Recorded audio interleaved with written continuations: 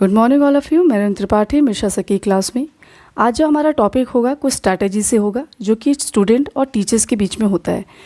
Teacher अपने topic को सरल बनाने के लिए, बच्चों को समझाने के लिए कुछ स्ट्रैटेजीज़ को अपनाता है। उसी स्ट्रैटेजीज़ को हम आज देखेंगे। कुछ स्ट्रैटेजीज़ ऐसे होते हैं जो बच्चे तो उसमें इन्वॉल्व होते हैं, टीचर सिर्फ एक फैसिलिटेटर का काम करता है, पर स्टूडेंट उसको पूरा कंप्लीट करता है, यानी पूरे मूल्यांकन तक पहुंचता है। तो ऐसे ही कुछ स्ट्रैटेजीज़ है जिसे हम आज इसको डिस्कस करेंगे। सबसे पहला जो आपका स्ट्रैटेजी है ब्रेनस्टॉर्मिंग है, जिसे ऑसबॉर्न ने दिया था। और भी कई टॉपिक है जैसे कि आपका योजना प्रयोजना विधि है, यानी प्रोजेक्ट मेथड है, फिर आपका है टीम टीचिंग है, फिर रोल प्लेइंग है। ये जो स्ट्रैटेजीज़ है वो हम बच्चों से उसका समस्या का समाधान ढूंढने की कोशिश करते हैं टॉपिक के थ्रू। यानी कि हम जो टीचर एक है, अगर कोई टॉपिक फंस रहा है, बच्चे को नहीं समझ में आ रहा है, तो हम कई स्ट्रैटेजीज़ को अपना के उस टॉपिक को सरल बनाने की कोशिश करते हैं। तो हमारा आज का टॉपिक सबसे पहले हम देखते हैं ब्रेनस्टॉर्मिंग को। ब्रेनस्टॉर्मिंग को हिंदी में आप कहते हैं मस्तिष्क विप्लव। ये टॉपिक आता है, कभी कभी हिंदी में लिख दिया जाता है मस्तिष्क विप्लव या फिर मस्तिष्क उद्वेलन। इसे हम इंग्लिश में ब्रेनस्टॉर्मिंग ही कहते हैं। आपको कहीं भी क्वेश्चन में अगर आता है तो ब्रेनस्टॉर्मिंग इंग्लिश वर्ड ज़रूर देखा कीजिए। इंग्लिश वर्ड देखने से आपको पता चल जाएगा कि आपका वर्ड है क्या, क्योंकि इंग्लिश में हमेशा सही दिया जाता है और इंग्लिश में हिंदी में जब दिया जाता है तो कई वर्ड्स चेंज होते हैं, जैसे मस्तिष्क विप्लव, मस्तिष्क उद्वेलन, तो उससे आपको समझने में दिक्कत आ सकती है। अब हम बात करें ब्रेनस्टॉर्मिंग की। ब्रेनस्टॉर्मिंग की बात करें तो इनके जन्मदाता हैं A.F. ऑसबॉर्न, यानी कि एलेक्स ऑसबॉर्न। इन्होंने सबसे पहले अपनी रचना अप्लाइड इमेजिनेशन के द्वारा ही 1963 में इसे सामने रखा, ब्रेनस्टॉर्मिंग को। इसको हम कह सकते हैं कि मस्तिष्क उद्वेलन, यानी ब्रेन का मतलब होता है मस्तिष्क, और जो आपका स्टॉर्मिंग का मतलब होता है तूफान, यानी स्टॉर्म का मतलब होता है तूफान। यानी कि आपके मस्तिष्क में जितने भी तूफान आ रहे हैं, जितने भी विचार आ रहे हैं, उन्हें प्रेजेंट करना ही हमारा ब्रेनस्टॉर्मिंग होता है। इसमें टीचर का क्या मेन रोल है? सबसे पहले हम बता दें कि जो मस्तिष्क में उथल पुथल हो जाती है, जैसे आपको कोई मैं समस्या दूँ और उसमें आपके विचार आपके प्रकट करें आप, यानी कि मैंने कोई टॉपिक दिया, आपको कोई समस्या दी, उसमें आपके अपने विचार हैं। हर एक बच्चे का विचार सुना जाता है, चाहे वो कितने ही बच्चे हो, 10 से 15 बच्चों के बीच में ये ब्रेनस्टॉर्मिंग होती है। उसके बाद से बच्चे को समस्या दे दी जाती है और बच्चा जो होता है उस समस्या का समाधान ढूंढने के लिए बहुत सारे विचार अपने देता है। कुछ नेगेटिव भी होते हैं और कुछ पॉजिटिव भी होते हैं, पर टीचर का काम क्या है कि वो ब्लैक बोर्ड पे हर एक विचार को लिखे, हर एक बच्चे के विचार को लिखे। उसके बाद से हर एक विचार लिखने के बाद से जो नेगेटिव पॉइंट है उसे हटाते जाए, जो पॉजिटिव पॉइंट है उसे रखते जाए। यानी उन्हें नेगलेक्ट नहीं करना है, बच्चे को अंडर एस्टिमेट नहीं करना है, बच्चे के हर एक विचार को उसको मान्यता देनी है, उसे समझाना है कि हाँ आपके विचार भी सही है।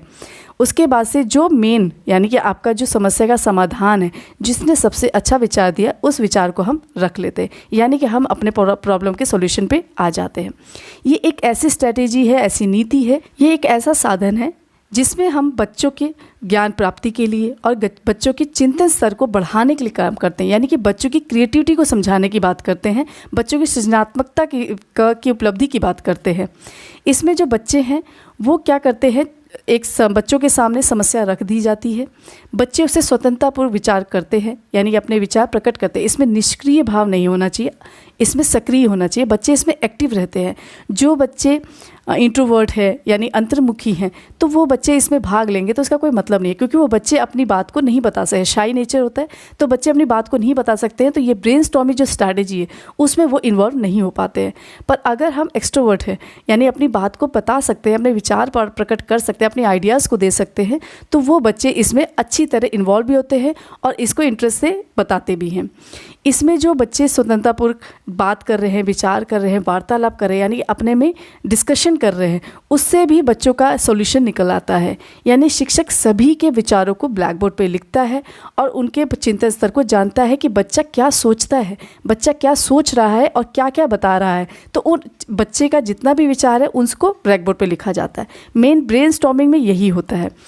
उसके बाद से हम देखें कि इसमें लास्ट में क्या होता है कि जो समस्या हमारी है उसका हमारा सॉल्यूशन मिल जाता है। बहुत सारे बच्चों का विचार आया, विचार आने के बाद से बच्चे का जो अच्छा विचार है, जो सही विचार है, उस विचार को टीचर ने, क्योंकि इसमें फैसिलिटेटर का काम कौन कर रहा है, टीचर कर रहा है, तो टीचर ही बताएगा कि आपका सही विचार कौन सा है।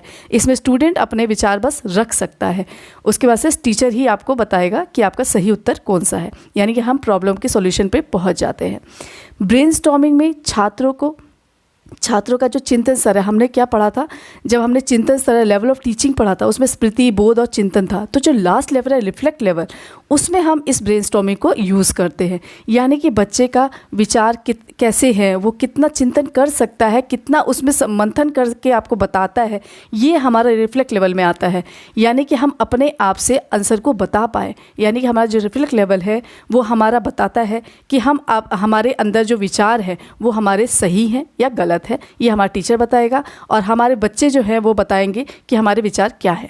ब्लूम टैक्सोनॉमी में देखा था कि उसका जो हायर लेवल है, यानी कि विश्लेषण, संश्लेषण और मूल्यांकन, ये तीनों लेवल हमारे हायर लेवल है। जब हमने नया एडिशन देखा उसमें क्रिएटिविटी आ गई है। तो यानी कि जो हमारा आपका विश्लेषण, संश्लेषण और मूल्यांकन है वो हमारे आपके ब्रेनस्टॉर्मिंग में यूज़ होते हैं। विश्लेषण, संश्लेषण, मूल्यांकन, यानी कि विश्लेषण करना, यानी कि सब चीज़ों को एनालाइज करना, उसके बाद से एनालाइज करके सिंथेसाइज करना, यानी एक प्रॉब्लम पे मिल जाना, और उसके बाद से अपना इवैल्यूएशन देना, यानी अपना मूल्यांकन कर देना। तो ये हमारा जो ट्रेनिंग है, इस चीज़ की ट्रेनिंग ही हम ब्रेनस्टॉर्मिंग के द्वारा देते हैं। ब्रेनस्टॉर्मिंग में जो आपका रिफ्लेक्ट लेवल है वो सहायक होता है आपको आंसर देने में। यानी कि बच्चे के नए विचारों को उत्पन्न करता है, अपने विचारों का समाधान करने के लिए, कोशिश करने के लिए उसको प्रोत्साहित करता है, और इन समाधान का विकास करने में भी ये ब्रेनस्टॉर्मिंग सहायक होता है। इसमें बच्चा बहुत ही सक्रिय होता है, यानी कि बहुत ही एक्टिव होता है, क्योंकि बच्चा हर एक चीज़ को समझता है, अपने विचार देता है, यानी चिंतन करता है, तो हमेशा एक्टिव रहेगा। इसमें बच्चे का मेंटल पावर जो है तो वो बहुत डेवलप होता है। यानी कि बच्चा अपने ब्रेन में क्या करता है, उथल पुथल मचाता है, अपने विचारों को प्रकट करता है, यानी कि अपने माइंड में वो बहुत सारी चीज़ों को रखता है, उसके बाद से आपको प्रेजेंट करता है। इसमें बच्चे के कॉग्निटिव डोमेन का विकास होता है, क्योंकि हमने उसमें क्या देखा था, ज्ञान, बोध, प्रयोग, विश्लेषण, संश्लेषण और मूल्यांकन। यानी कि हम एक चीज़, यानी कि हमें जो ज्ञान मिला, जो हमें समस्या मिली, उसका हमने अपने मन में ही, अपने मस्तिष्क में उसका प्रयोग किया, अप्लाई किया, विश्लेषण किया, संश्लेषण किया और मूल्यांकन करके अपने प्रॉब्लम का सलूशन दिया।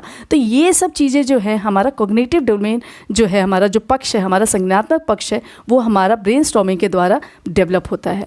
इसके बाद से बच्चे का आत्मविश्वास भी जागता है, बच्चे में कुछ नया करने की क्षमता बढ़ती है, यानी कि सृजनात्मकता का विकास होता है, उन गुणों का विकास होता है जिससे वो नया चीज़ क्रिएट कर सके। जब बच्चों का आत्मविश्वास बढ़ता है तो बच्चे और बच्चों के भी विचार जानता है, और बच्चे जो विचार दे रहे हैं उनको भी सुनता है। जो बच्चे निष्क्रिय बैठे हैं वो भी इसमें भाग लेने लगते हैं, और भाग लेके क्या करते हैं, अपने विचार भी प्रकट करते हैं, यानी उन विचारों से नए विचार को वो प्रकट करने के लिए कोशिश करते हैं।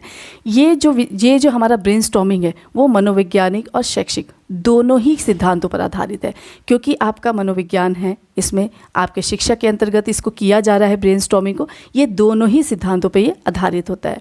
ये बच्चों को स्वतंत्रतापूर्वक चिंतन करने के लिए प्रेरित करता है। ये बच्चों के भावात्मक, यानी इमोशन पक्ष को भी, इमोशनल जो है आपका, उसके पक्ष का भी विकास करता है, क्योंकि वो अपने इमोशंस को भी प्रेजेंट करता है। कोई ज़रूरी नहीं है कि जो आप बुक में पढ़ते हैं वही विचार प्रकट करें, आपके अपने इमोशन से जुड़े भी विचार आप प्रकट कर सकते हैं, जो भी आपकी समस्या है। इसके बाद से आपका जो ग्रुप है, जो यानी जो बच्चे हैं आपके साथ जो जुड़े हुए हैं, उन बच्चों के साथ विचार विमर्श करने के बाद ही ये एक ऐसा ब्रेनस्टॉर्मिंग है, एक स्ट्रैटेजी है जिससे बच्चों में विचार विमर्श करने की आदत का डेवलप होता है। यानी कि बच्चे डिस्कशन करना सीख जाते हैं, बच्चों में स्वतंत्रतापूर्वक चिंतन करने की क्षमता बढ़ जाती है, और बच्चे अपने आप को शाय नहीं समझते, बच्चे अपने आप को एक्सट्रोवर्ट बना के, यानी कि बहिर्मुखी प्रतिभा दिखाते हैं। इनके जन्मदाता ऑसबॉर्न की हम एक डेफिनेशन भी देख लेते हैं। इन्होंने लिखा था कि मस्तिष्क उद्दीलन, यानी कि मानसिक उद्दीलन एक सम्मेलन की तकनीक है जिसके द्वारा समूह किसी विशेष समस्या का समाधान खोजने की कोशिश करता है। जैसा कि मैंने आपको बताया, एक समस्या है, टीचर एक समस्या दे रहा है, सब ग्रुप आपका बच्चा विचार कर रहा है, उसका समाधान ढूंढने की कोशिश कर रहा है, अपने अपने विचार प्रकट कर रहा है। यही ऑसबॉर्न ने कहा है। इसके बाद से हम देख लें कि इन्होंने, यानी कि ऑसबॉर्न ने 1942 में एक बुक लिखी थी जिसका नाम था हाउ टू थिंक अप। पहले इन्होंने जब इमेजिनेशन किया था तो उसमें इन्होंने लिखा था कि जैसे दैनिक दिनचर्या है आपकी, उसमें भी आप जो जो काम करते हैं उसे आप नोट डाउन करते रहिए। ठीक है, जो भी आप नेगेटिव करते हैं, पॉजिटिव करते हैं, उसे आप नोट डाउन करते रहिए। उसके बाद से आप शाम को देखिए कि आपने क्या गलत किया, उसको आप काटते जाइए, उसके बाद से आपकी धीरे धीरे जो कमियां हैं, जो गलती आप कर रहे हैं, वो कम होती जाती है। अगर आप उसे लिख देते हैं तो उसके बाद से उसके देखने के बाद कि ये मैंने गलत किया, ये मैंने सही किया, और गलत वाले को हटा देते हैं और सही वाले को ठीक करते जाते हैं, तो धीरे धीरे जो आपकी कमियां हैं वो कम होती जाती है। इसी को हमने आपके शिक्षा में, यानी कि ब्रेनस्टॉर्मिंग को ही हमने शिक्षा में लाया और शिक्षा में इसे टॉपिक के थ्रू बच्चों को सॉल्यूशन लाने के लिए प्रेरित किया। इसलिए ब्रेनस्टॉर्मिंग जो है आपका शैक्षिक समस्याओं के समाधान के लिए बहुत ही सहायक होता है। तो ये तो था आपका ब्रेनस्टॉर्मिंग। इतना आपको समझ में आ गया कि ब्रेनस्टॉर्मिंग है भी क्या। ठीक है, ये तो था आपका ब्रेनस्टॉर्मिंग। अब इसके बाद से हम कुछ क्वेश्चंस को कर लेते हैं। सबसे पहला क्वेश्चन है, मैं वन लाइनर क्वेश्चन बताऊंगी आपको, 5-6 क्वेश्चन ही दूंगी। उसके बाद से एक क्वेश्चन मैं आपको होमवर्क दूंगी, जिसे आप मुझे कमेंट में करके बताएंगे कि इसका आंसर क्या होगा। ठीक है, सबसे पहला क्वेश्चन बनता है कि इसके प्रतिपादक कौन है, यानी कि इसके जन्मदाता कौन है। तो इसके जन्मदाता है A.F. ऑसबॉर्न, ये आप लोगों को याद रहेगा। नेक्स्ट क्वेश्चन आपका है, ब्रेनस्टॉर्मिंग का विकास कब हुआ। तो ब्रेनस्टॉर्मिंग का विकास 1963 में हुआ। ब्रेनस्टॉर्मिंग कैसी टेक्निक है, कैसी स्ट्रैटेजी है। तो ये एक ग्रुप एक्टिविटी टेक्निक है। ब्रेनस्टॉर्मिंग का आप अर्थ समझ रहे हैं, ब्रेन मतलब मस्तिष्क और स्टॉर्मिंग मतलब तूफान, यानी कि तूफान यानी विचारों का तूफान आना ही हमारा ब्रेनस्टॉर्मिंग है। फिर हमारा ब्रेनस्टॉर्मिंग क्यों किया जाता है। नेक्स्ट क्वेश्चन आपका जो बन रहा है वो ब्रेनस्टॉर्मिंग क्यों किया जाता है। तो ब्रेनस्टॉर्मिंग हमारा सृजनात्मकता को बढ़ाने के लिए किया जाता है, यानी क्रिएटिविटी को बढ़ाने के लिए किया जाता है। ब्रेनस्टॉर्मिंग डाइवर्जिंग थिंकिंग है। डाइवर्जिंग थिंकिंग यानी बहुत सारे विचार मिलकर एक विचार को प्रकट करता है, यानी कि बहुत सारे विचार मिले और एक हम सॉल्यूशन पे पहुंच जाते हैं, बहुत डाइवर्जेंट थिंकिंग होता है। ऐसे हमारा कन्वर्जेंट थिंकिंग क्या होता है कि हमारे पास एक टॉपिक है और हम इससे बहुत सारे विचार प्रकट करते हैं, तो वो हमारा कन्वर्जेंट है। पर हमारा जो ब्रेनस्टॉर्मिंग है वो डाइवर्जेंट थिंकिंग है। ठीक है, इसके बाद से एक क्वेश्चन बनता है कि बच्चों में क्रिएटिविटी बढ़ाने के लिए कौन सी स्ट्रैटेजी हेल्पफुल है, यानी कौन सी स्ट्रैटेजी मदद करता है। तो सबसे पहला आपका ऑप्शन है ब्रेनस्टॉर्मिंग, दूसरा है लेक्चर मेथड, थर्ड है ऑडियो विजुअल एड्स और लास्ट आपका है ऑल ऑफ दीज। तो इसका आंसर क्या होगा, ब्रेनस्टॉर्मिंग, क्योंकि ब्रेनस्टॉर्मिंग ही ऐसा है स्ट्रैटेजी है जिससे हम क्रिएटिविटी बढ़ा सकते हैं। इसके बाद से नेक्स्ट क्वेश्चन है, कुछ एग्जाम्पल्स भी हम देखेंगे। एक क्वेश्चन मैं आप लोग को कमेंट के लिए दे रही हूँ, उसे भी आप देख लेंगे। The primary goal during the brainstorming process is to.